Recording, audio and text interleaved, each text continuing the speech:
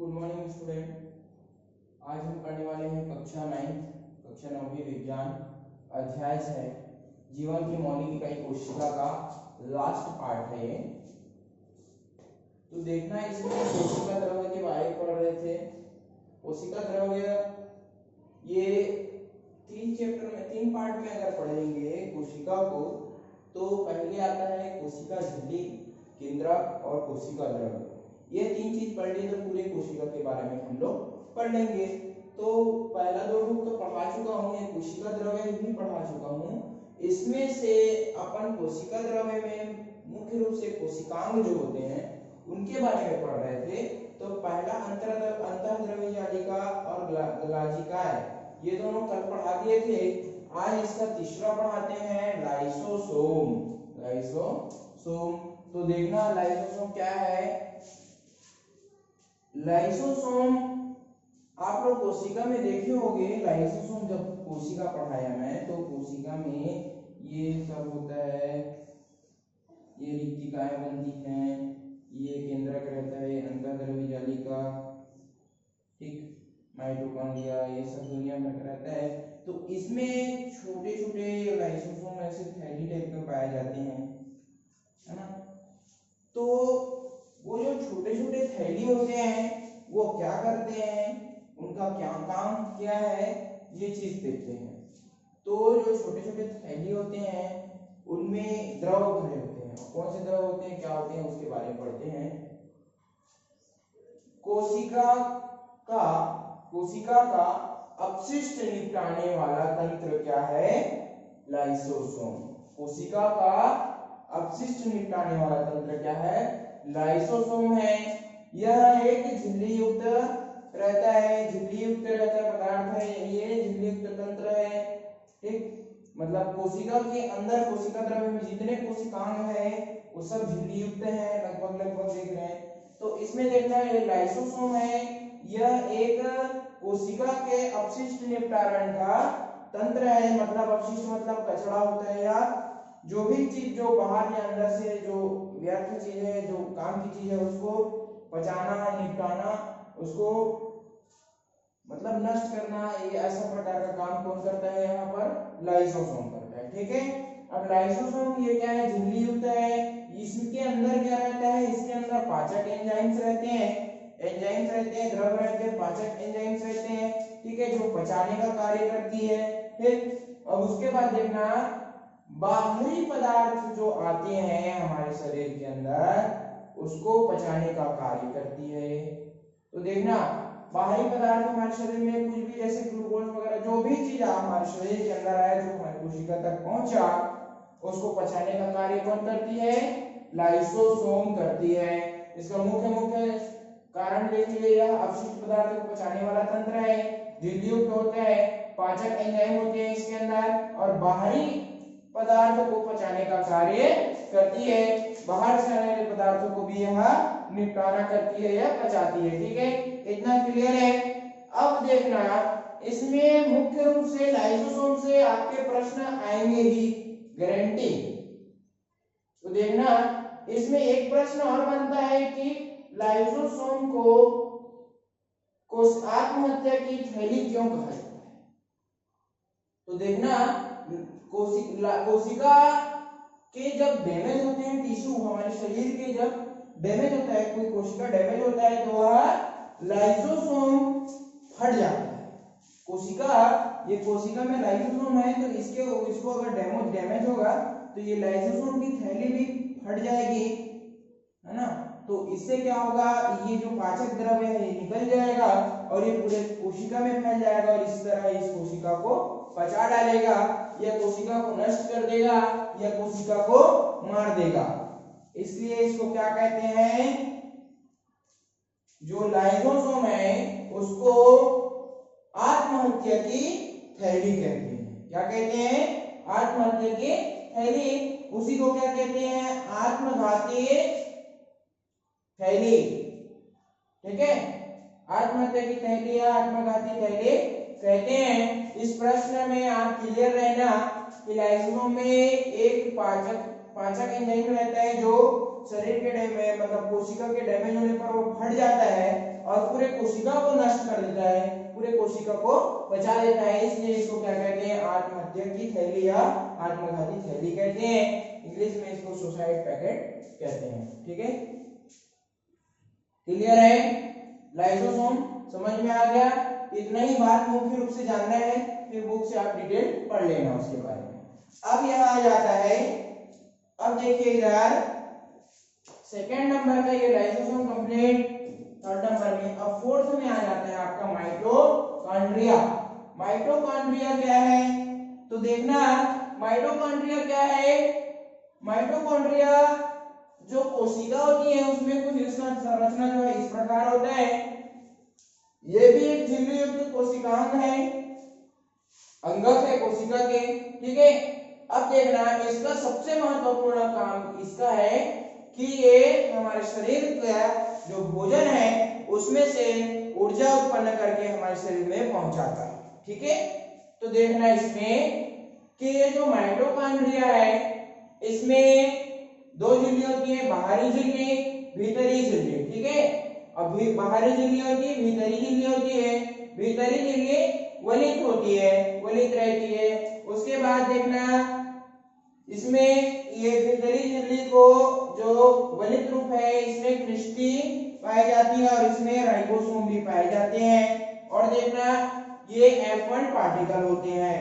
ठीक, यहाँ पर कुछ और पाए जाते हैं जिनको F1 कण कहते हैं। कंप्लीट है, ये तो हो गया इसका संरचना जो होती है उसके बारे में। अब इसके कार्य और इसमें क्या क्या गुण है ये सब देख लेते हैं। तो देखना माइटोकॉन्ड्रिया का क्या होता है, माइटोकॉन्ड्रिया इस प्रकार होती हैं और माइटोकॉन्ड्रिया को कोशिका का बिजली घर कहते हैं। ठीक है, माइटोकॉन्ड्रिया को कोशिका का बिजली घर या कोशिका का पावर हाउस कहते हैं। ये भी प्रश्न आएंगे आपके में, तो इस प्रश्न के आंसर क्या आएगा कि माइटोकॉन्ड्रिया को कोशिका का पावर हाउस क्यों कहते हैं। तो माइटोकॉन्ड्रिया को कोशिका का पावर हाउस कहते हैं क्योंकि हमारे शरीर में जो भोजन करते हैं हम, उस भोजन से ग्लूकोज बनता है और वह ग्लूकोज अंततः जाके वो कोशिका में पहुंचता है, कोशिका से वह माइटोकॉन्ड्रिया तक पहुंचता है। उसका अंत में वह कहां पहुंच जाता है, वो ग्लूकोज माइटोकॉन्ड्रिया में पहुंचता है। और ये माइटोकॉन्ड्रिया इसको क्या करता है, एक ऊर्जा के लिए, ऊर्जा उत्पन्न करने के लिए अलग से इसको जगह देता है उसको, और वहां पर एटीपी के रूप में ऊर्जा बनाकर एटीपी के रूप में उसको मुक्त करता है। ठीक है, तो देखना यहाँ पर कोशिका का बिजली घर किसे कहते हैं, माइटोकॉन्ड्रिया को कहते हैं। हम जो भोजन करते हैं उसमें से ग्लूकोज बनता है और ग्लूकोज अंत रूप से कहाँ पहुंचता है, माइटोकॉन्ड्रिया में, और यहाँ से वह बिजली, यहाँ से वह ऊर्जा बनाता है, इसलिए यही ऊर्जा बनता है, इसलिए उसको बिजली घर कहते हैं। कोशिका का बिजली घर इसीलिए कहते हैं क्योंकि यही ऊर्जा का निर्माण होता है माइटोकॉन्ड्रिया में। अब देखना एटीपी, और ऊर्जा का निर्माण एटीपी के रूप में होता है, एडिनोसिन ट्राइफॉस्फेट, एडिनोसिन ट्राइफॉस्फेट। ठीक है, एटीपी के रूप में ऊर्जा बनता है एडिनोसिन ट्राइफॉस्फेट। ठीक है, ये दोनों क्लियर हो गए। अब देखना इसमें दोहरी झिल्ली होती है, इसमें क्या होती है, दोहरी झिल्ली होती है। ठीक, एक बाहरी झिल्ली हो गई, एक भीतरी वलित झिल्ली हो गई। तो जो बाहरी झिल्ली होती है वो सिंपल रहती है और जो भीतरी झिल्ली रहती है वो वलित रहती है। दिख रहे हैं यहाँ पे? ठीक है, कंप्लीट है। तो ये भी ध्यान रखना, इसको भी लिख सकते हो, भीतरी झिल्ली वलित रहती है। अब देखना यहाँ पर एक क्रिस्टी बनाती है और ये F1 कण यहीं पर एटीपी ऊर्जा निर्माण होता है। ठीक है, और ये पूरा माइटोकॉन्ड्रिया क्या करता है, ऊर्जा निर्माण के लिए पर्याप्त स्पेस जगह देता है। ठीक है, और देखना यहाँ राइबोसोम भी पाए जाते हैं। ठीक है, और देखना ये जो माइटोकॉन्ड्रिया है इसका अपना खुद का डीएनए होता है। ठीक, तो मतलब इसमें भी डीएनए पाए जाते हैं, इनमें अपना खुद का डीएनए होता है। समझ में आया? ये चीज याद रखने वाली बात है इसमें। एक बार फिर से देख लीजिए लाइसोसोम और माइटोकॉन्ड्रिया। ठीक, ये दोनों टॉपिक कंप्लीट हो गया। इसके बाद हम आगे पढ़ेंगे।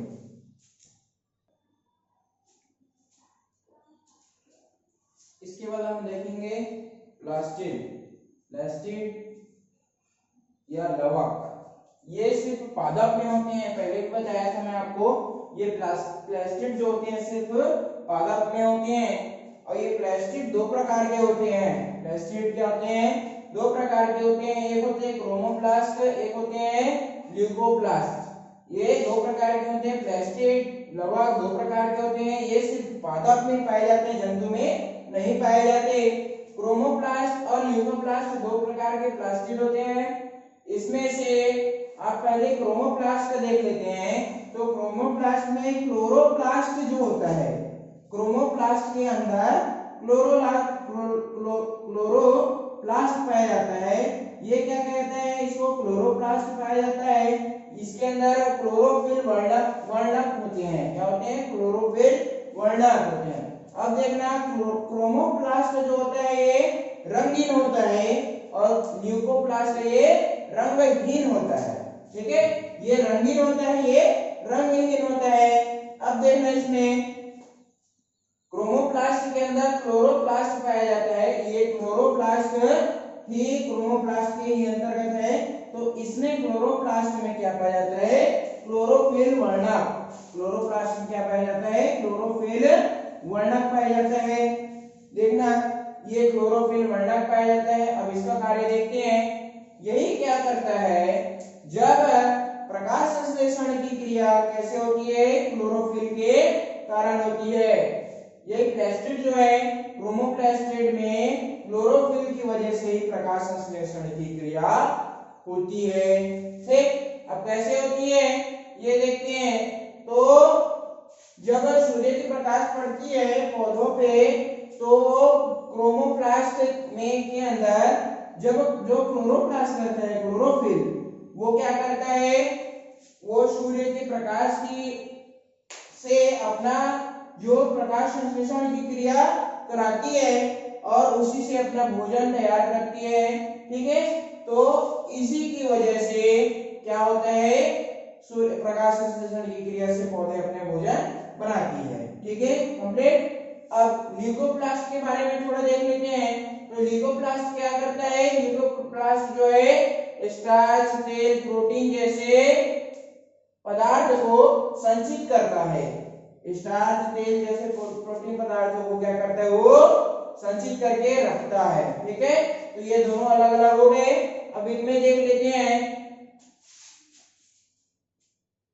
ये झिल्ली युक्त होते हैं। क्लोरोप्लास्ट क्या होते हैं? झिल्ली युक्त होते हैं। इनमें ये ग्रेना दिया होता है। ग्रेना, इन जैसे जो पदार्थ हैं उनको ग्रेना बोलते हैं। इस प्रकार की आकृति होती है उसकी। अब देखना, ये जो खाली जगहें होती हैं इसको क्या बोलते हैं? स्ट्रोमा बोलते हैं इसमें। ठीक, अब एक इंपॉर्टेंट चीज बता रहा हूं। इसमें राइबोसोम पाए जाते हैं और राइबोसोम के साथ साथ इसमें राइबोसोम पाए जाते हैं, मतलब प्रोटीन बनता है इसमें। और देखना, इसमें अपना खुद का इसमें भी डीएनए होता है। तो यहाँ पर एक प्रश्न बन जाएगा, इसमें डीएनए होता है। एक प्रश्न ऐसा बन सकता है कि ऐसे दो अंगक बताओ केंद्रक को छोड़कर जिसमें डीएनए हो। तो आप क्या बता सकते हो? एक प्लास्टिड बता सकते हो और क्या बता सकते हो? जस्ट पहले बताया था आपको माइटोकॉन्ड्रिया। तो ये दो चीज क्या होते हैं जिनमें खुद का अंगक होता है। ऐसे अंगक हैं जिनमें खुद का डीएनए होता है। ठीक है, तो इसको फिर से एक बार देख लीजिए प्लास्टिड को। इसके बाद आगे पढ़ेंगे हम प्लास्टिड कंप्लीट।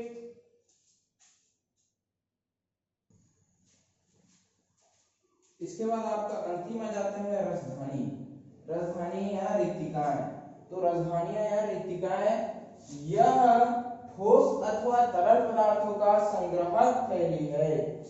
यह ठोस अथवा तरल पदार्थों का संग्राहक थैली है।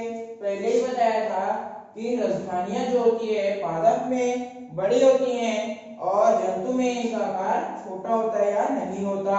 तो देखना, रसधानियां जो होती है यह ठोस अथवा तरल पदार्थ का संग्राहक थैली है। ठीक, संग्रह करके रखने वाला थैली है। यह पादप कोशिका का कोशिका द्रव्य रहता है। किसमें रहता है? राजधानी में रहता है। यहाँ पादप कोशिका का कोशिका द्रव्य रहता है, जिसके कारण ये सेल को स्थिति तथा कठोरता प्रदान करती है। ये पादप कोशिका का कोशिका द्रव्य रहता है, इसी कारण ये इसको क्या करती है? सेल को, कोशिका को स्थिति अथवा कठोरता प्रदान करती है। ठीक है। और ये संचय करता है। किस चीज का संचय करता है?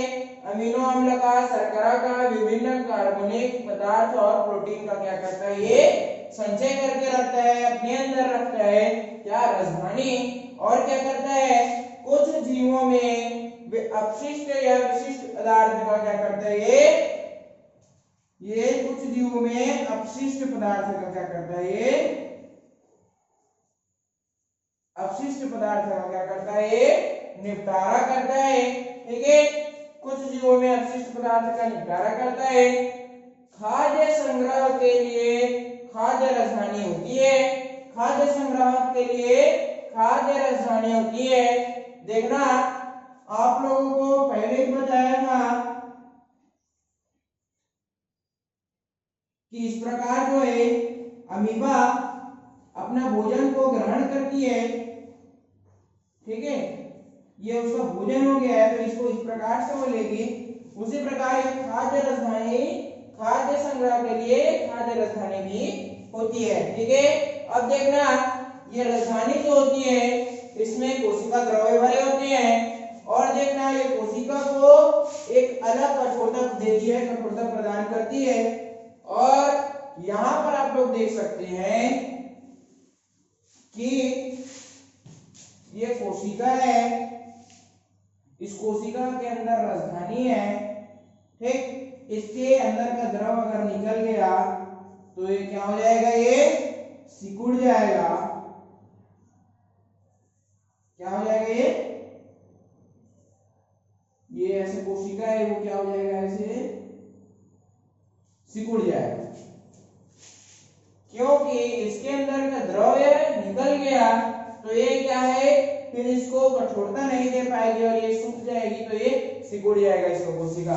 किसके वजह से? अगर इसकी राजधानी के अंदर का जो द्रव है वो अगर बाहर चले गया तो क्या हो जाएगा? वह सिकुड़ जाएगा कोशिका। ठीक है। क्लियर हुआ?